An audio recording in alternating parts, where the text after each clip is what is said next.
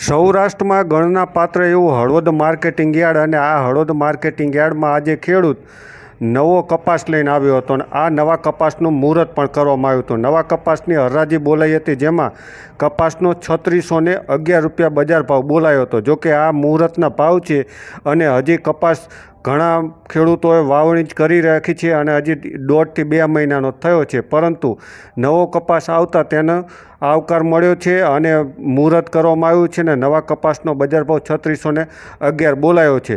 જો આ જ રીતનો બજાર ભાવ મળી રહે તો ખેડૂતોને સારો એવો આવનારી સિઝનમાં લાભ થઈ શકે તેમ છે। હાલ તો જે બજાર ભાવ મળ્યો છે અને હરાજી જુઓ।